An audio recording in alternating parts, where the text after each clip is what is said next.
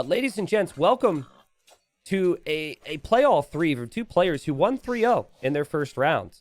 In the red, we've got Freakin' Andy, a player who was promoted up from gold for this season. Got 3 wins against Land in his first round. Looked really good in a lot of different settings. Anyways, he's gone for the Malians here. And then Hera's gone for the Portuguese. And, Hera won 3-0 against Jordan, who many people feel like is the second best player in the group. Really good performance to get the job done. I will say, Jordan looked pretty bad. There were times where Hera strategically were vulnerable. It's very clear to me. No practice. Like some of the big names, they just don't practice. They feel like they'll figure it out. It's just group stage, and then they feel like they're destined to the playoffs anyways. But if there's ever a time, like I don't feel like Hera learned a ton from his games against Jordan, because, I mean, at least 2 of the games, it looked to me like Jordan was a fish out of water at times. But we'll see how things go here. Now, I also think, just a small thing about the map here, this is now the 3rd generation with Spiral on the new patch where the gen has the berries close. And it felt like prior to this, every single generation had the water close. So I don't know if something changed. We're going to have to look at the script. Like, I'm okay with this type of generation happening. It's not a bad thing necessarily. But it's weird to me how it never happened, and now it's happened like 3 or 4 times in a row, making me think that maybe the patch affected it. Anyways, berries close, deer close. We got the dock as well, and I think we'll have Hera dock. Now, Hera does have a civilization, which gets some wood from the berries, so double resource income there. I could see him taking this, but always really important to fish first. Odds Andy takes a game. I think I'm going to give him 20%. If it was week 5 and Hera played all the maps, and I'd seen a better performance from Hera, based on what we could expect from him in terms of his level, in the first series, I would say a little bit lower here, but I think Andy's prepped and ready to go. I was literally just talking to Andy about strats before this, talking about, various civ picks and how to open. He reached out to me for advice, which no one's done right before I've casted them. I talked to a lot of the players, but it was kind of funny how it's right before he's about to draft. He's like, hey, what do you think about this, that, and the other? So maybe if he loses, it's my fault, but I'll stay tight-lipped on what we discussed. You got to remember here as well, going in against Hera in this format, you could just draft and balance everything around getting 1 win, right? So, like, with the bans and with the picks, Draken did it against ACCM in the first round, where all of his bans and his first 2 picks were all centered around Hideout, his home map, because he just felt like he couldn't win more than 1 game. And I think that's an interesting approach. Now, in this case, Andy, he had a bit more overall confidence. And Andy did draft for all the maps, right? He drafted as if he wants to give himself a solid chance for every single game. Obviously, if it's a best of, then it's a little bit different. You'd need to count on winning more than 1 game. But if you think Hera's going to beat everybody else, you snag a win against Hera, it could really count for you in the standings. All right, so 3 fishing ships over here. Hera has scouted the dock location. And he now scouting to see where Hera's at. Hasn't scouted the dock location. I think the correct play on this map is to always dock. Hera's done the right thing as well, so he seems up to date on the meta. Send 2 vills. Andy went for the 1 vill approach, which means this villager is now exposed. In Dark Age, he was fine because he built some palisades, but it's still kind of exposed this way. So I could see Hera doubling back there, and that would be an easy snipe for Hera. We do have a villager headed this way from Andy. Now, Andy... And he just assumed there would be a dock here because everyone seems to do it. Feels like it's always worth it. And his civilization has cheaper wood buildings. So very easy for him to dock and be flexible here. And also adding the barrack. So I think Hera, he might not expect the approach here from Andy. He does see 2 villagers on gold. Now that might tell him something's up. We might see him check with a fishing ship. But ultimately, it does look like this dock's just going to go up. And now this is what we talked about earlier, right? If it's 1 villager, that villager's dead. And he's still trying to be annoying here. He knows he's not the favorite. And his dock goes up, and that's going to be a fire galley for him then as he goes against the other villager. And Hera kind of, he's got weak vills. He could lose both of these. Hera bringing his scout over. You can't see it. It's off the screen right now. But that's good. That should be a villager dead for Hera. Really hard to wall here. Obviously, could be a villager down as well for Andy because this lady walked forward, but Fire Galley's going to be on the way. And Andy with the quick walls. Who said 3% chance for Andy? Admit it. You said it in a reply. It didn't show in my chat. I want you to speak the word. Say it was me. All right? Say it was you. Ye who now watches the Spearman hit Hera's Scout and, you know, quick walls from Andy. Beautiful stuff. Andy feels like a next-gen player. He really does with how he treats the game and how he plays. And he's hungry for victories. Already got 3 in that first round. Now, behind this, we've got the stable. I love it. I said it, and I still stand by it. All right, I love it. Yeah, I like it. You know, the fact that you're not going to back down from your stance. Let's see how Hera stabilizes. He sees the mills going up for Andy. And that'll be a target for Hera. I've said it before. Placing the mill in the middle leads to some pretty funky pathing at times. But then again, Hera could just take the bushes on the side. 4-0 KD for Andy. A beautiful start. But he will know that Hera, when he starts to ease into those farms, when, you know, the longer the game goes here, Hera's class is going to pay off for him. And a little bit of sloppiness, a lot of sloppiness there from Andy, actually. I think he was looking at this. And because he was looking at this, he's unfortunately lost his scout there. Did make 2 fires here, and he's going to fish what's left there. There's not too much, though.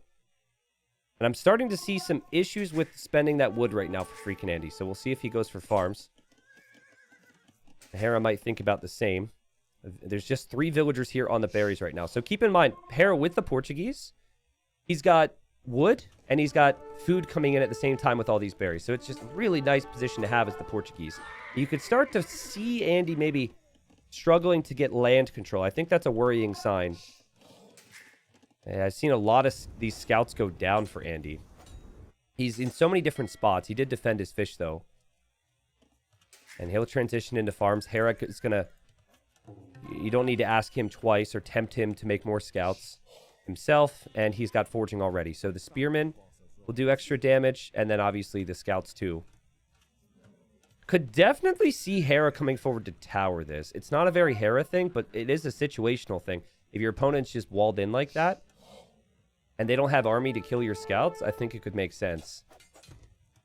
Beautiful play under pressure here from Andy, though. Great quick walling there. Has plenty of spearmen around. Hera's being patient with his scouts. The problem you'll find as a player right now is you're not actually threatening Hera in any way, which makes Hera's micro, you know, much easier. It's not like there's anything hitting Hera's eco at the moment. And farming eco is coming up for Hera. Because again, his berry's slowly disappearing here. But it feels like, I want to check res collected. It feels like he should be ahead because of the wood he's getting, right? No? He has more food. He doesn't have as much wood, which is kind of funny how that works. Hera just decides to bring the scouts over here. And again, Andy quick-walling amazingly. And this does give him time elsewhere to be able to, you know, complete those walls. And he goes for a market here. And he's played really well. He does lose that villager, but I mean, still, that's time that Hera spent there with his scouts. I wonder if Hera is a little surprised. He doesn't play Andy all that much. The players should realize that Andy feels like that next gen, but this isn't a player, like, Andy doesn't play a lot of Ladder Arabia. He plays a lot of mixed maps, and has probably spent the majority of the time leading up to this off of Ladder, playing a lot more training games. Hera has 6 scouts, still making more. These villagers have overforged, though. Those are 3 villagers that are exposed, and that's the weakest point right now for Andy. He's got 6 fishing ships, but he's got to remember this. And he quick walls. He could quick wall again, but he's just going to switch bushes for the time being. Over at Hera's base, got a kill here. Katie's very close. The level's been extremely high here. Andy obviously hoping to rush towards the next stage right now, because he used the market to buy and sell some res. But this guy's insane. He's playing really well. Now, here's where the fishing approach feels a little weird. You start to run out of food. Here, he'll slowly run out of food. It's not as efficient as before. Okay, and now Hera's going to consider a tower. This is what I was thinking he would do before. He definitely feels like he could push this now because he's got plenty more army than freaking Andy in this position. Not necessarily that easy for Hera. To kill the villagers anyways, because I think Andy could escort the villagers away from here if he sees the tower foundation. Yeah, like I think Hera's going to wait for the vills to run. Really good job from him, actually, to get in front. I think if you're Andy, you engage and then run with the villagers at the same time. Make Hera choose army and vills. Maybe now you've just got to leave. He takes the fight. Forging's in for Hera. This should be a better fight for Hera. Now the villagers run, though. Yeah, and Hera kind of had to choose. So he chose army, obviously. A couple more spearmen leave. And this is, all things considered, not too bad for freaking Andy. He didn't take any eco losses. And he's been able to do okay against the scouts. The gate is closed. She very well may be quick-walled with how Andy's played this thus far. And oh my god. Dang. And Hera hasn't clicked up yet. So if I'm Andy, I'm going double stable here. And I'm thinking about going all-in knights to push this back. Hera's pretty open at home, so if he's able to get over to Hera's base with that, could be strong. And Hera, he just had the resources to click, and he didn't click up yet, so he's going to get bloodlines for 4 scouts? Okay, he kind of does both. I think he actually canceled bloodlines. There's a reason I was freaking out about that. Or was I freaking Andy? So funny. Not at all. Cringeworthy, sorry. More stables for Hera. Remember, you've got limited gold at your base. You just have 2 tiles. And where you want to be would be here or here long term if you're Hera. Probably not the middle. It's a bit more awkward. And for Andy, obviously you've got this gold or you've got this area. He's going to sneak out, drop a second TC as he now runs forward with knights. And he has not fish trapped with these fishing ships, which I think is smart because could be problematic. And look where he's going. Look at this. He goes to Hera's base first. Hera's waiting, though. He's still got the spears with forging. The knights not going to be able to do too much on their own. Hera's also got spears here, but he's only got 3 spears. He's had to split up his spearman numbers, and he knows this. So he should ideally pull back the weak knights here. This is really well played. Also still running around with this. And Hera's got vills exposed on the front inside of that tower. 40 seconds away from being able to make knights himself. This has been an incredible opening from Andy. It seriously has, guys. Not enough to break Hera. Needs to continue this probably into the Imperial Age, right? Hera's not a player to die early if his opening is strong. Typically, his openings are very clean. I think they're, you know, in the first week against Jordan, possibly some questions. And maybe maybe he hadn't watched some of the other ones. I'm still really curious to see because Hera picked El Dorado. I didn't actually like how Hera approached El Dorado as the feudal age opening, but I think he will have been able to say, this is where things went slightly wrong for me. And these are the adjustments we make. I think he'll be coming in with a more complete El Dorado performance. So Andy's in the better position.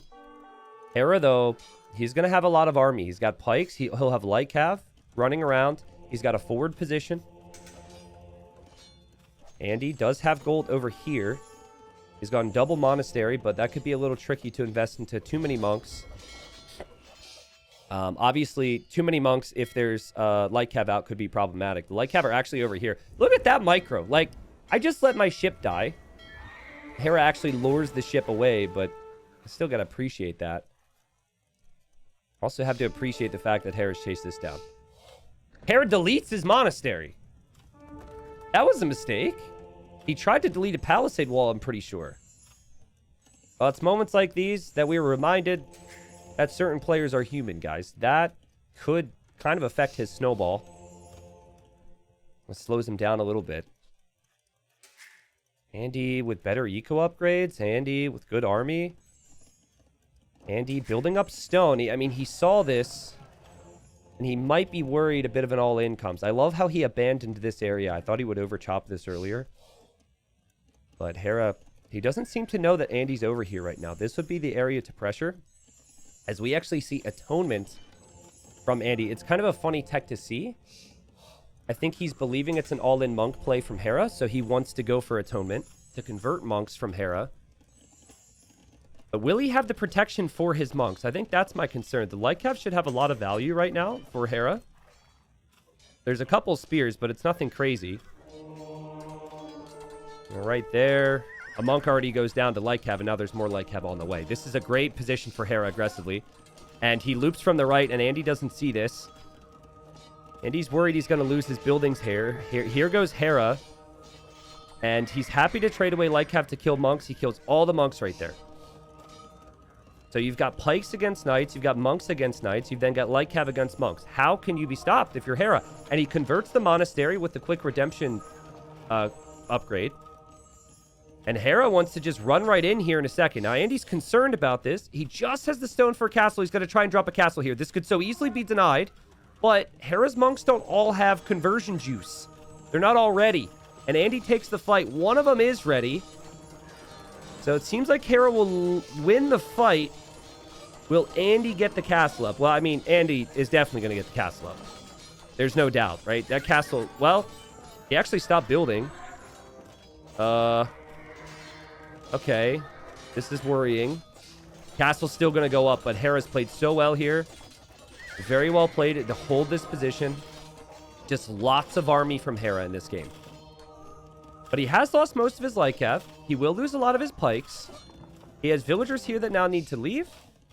And, you know, Andy's still been on 2 TCs. So I think if Andy can just find an answer to this combination, maybe then he's okay. He actually drops the 3rd TC now. Hera drops TC number 2. I do want to check res collected again. Andy's still been ahead. Hera's buildings are also next to this. It's kind of awkward for Hera. Yeah, he converted the stable. I actually love it.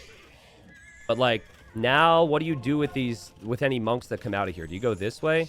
Can you go through the castle? Love the outposting from Hera. I'd like to see more of that.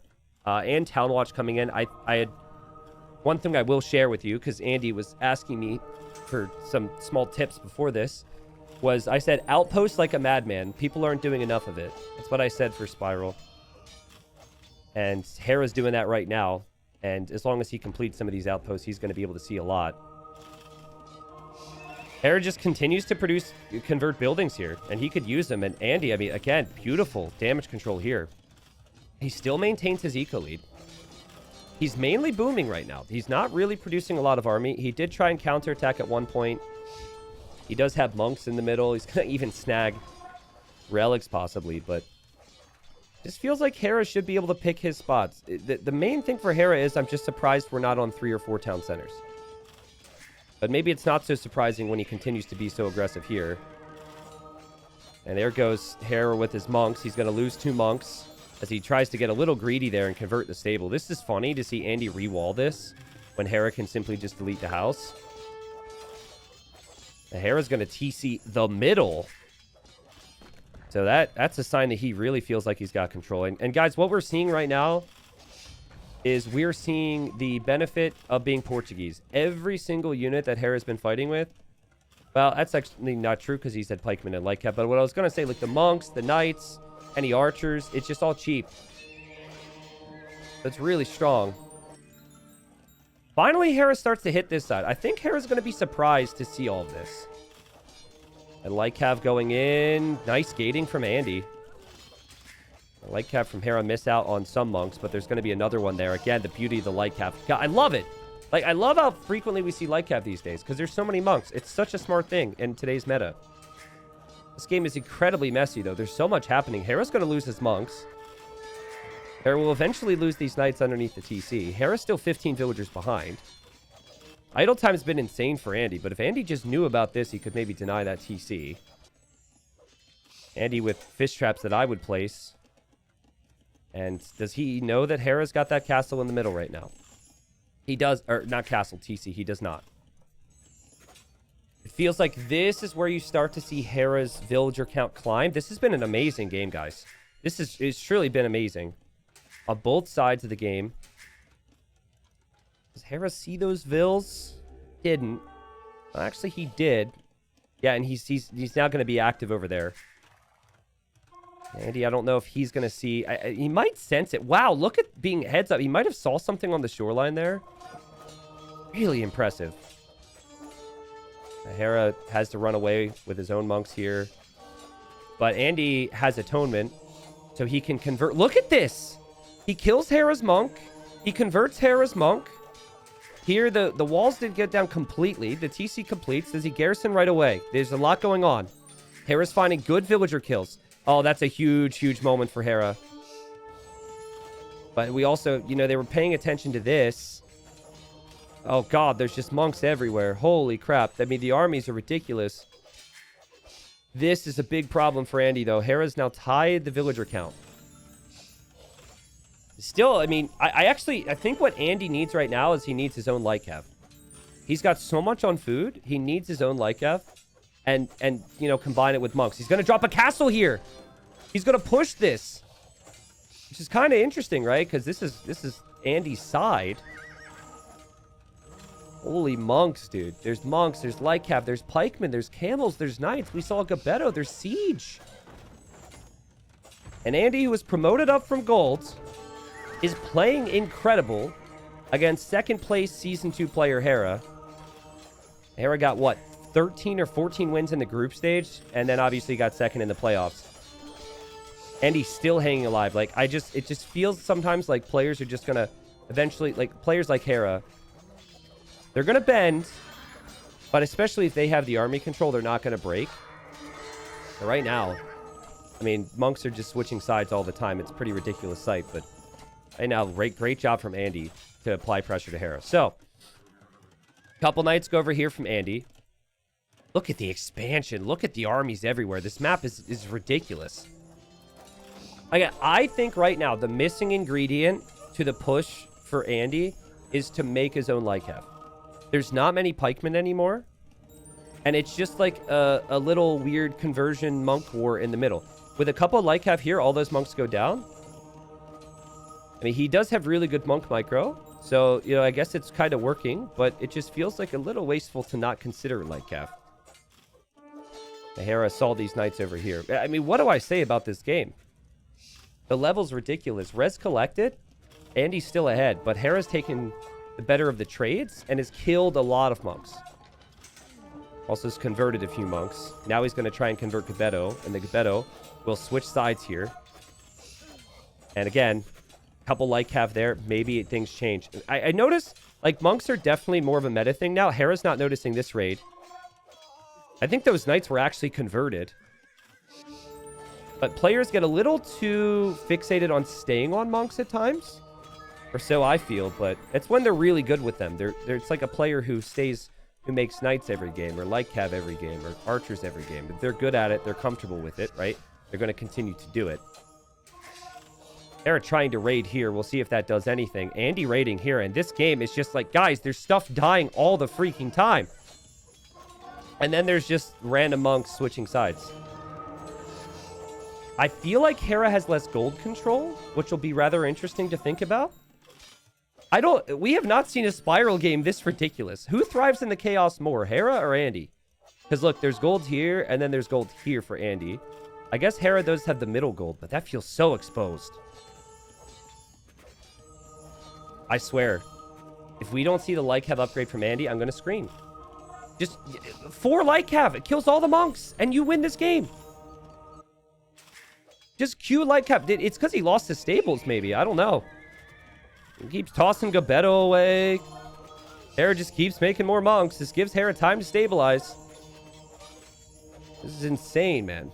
TC went... Oh, there was no TC for Andy. Okay, yeah, that was Hera's TC. That was kind of funny. Kind of forgot about that detail. Listen, guys. If Andy takes this position, which he's now doing, and he knows this TC is here, what's to stop him from castling it? Well, to answer my own question, he doesn't have the stone. But does he buy the stone? Does he siege push this area? Hera's got 11 knights. Hera's got 1 Lycav.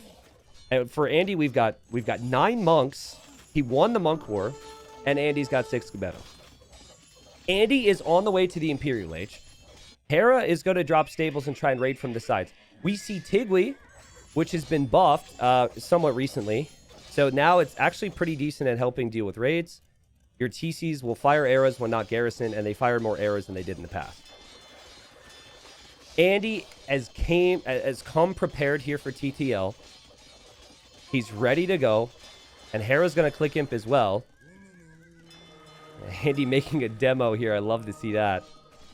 Hera's not going to go down without a fight. Here we go. Hera with a little raid on this side. He has vision because that's where his monastery was. Andy pushing forward with confidence. With so much confidence. So many players would not be able to continue to push forward against Hera. I mean, it feels to me like Andy wants a castle. He definitely hasn't reacted to this. And the castle's got to be towards the middle area. You can't convert monasteries. He doesn't have redemption, but you can't convert monasteries. You could convert houses and other buildings. Those two monks ventured too far forward, just as Andy's getting some other techs. Hera parked a light cav here. And he's now chasing the Gebetto down on here. And there's a demo going for the light cav. It doesn't kill them right away, though. But this is important because Hera wants to clamp down on this. He wants to engage against this. If he can kill all those monks, there's not going to be much more of an army here for Andy. And then Andy can't drop the castle. That's a good engagement for Hera. A very good engagement for Hera. Right before Andy placed the castle foundation. The Gebetto are still doing decent damage, but I don't know if there's enough of them.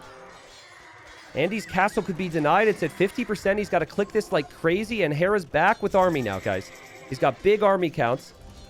The castle goes up for Andy, though. Andy's an imp. Hera hasn't clicked yet. If this castle goes up, Hera's castle could be denied. Or at the very least delayed massively. And it is. Andy has, like, no gold, though. Honestly, light cav, you don't have gold. I think just... What's to stop you from going light cav? Well, this lack of stables, I suppose. Wow, what a game. How many times have I said, this has been the best Spiral game ever? I feel like I'm sounding like a broken record at this point because of how many good games we've seen, and they've just been getting better. But this might be the best Spiral game, and Hera's not done yet. Hera's got... Look at this farming eco. Whew. Farming eco galore. Still has had the gold in the middle. Portuguese Knights, they don't even cost that much gold. He's going to go light cav. He's going to go knights.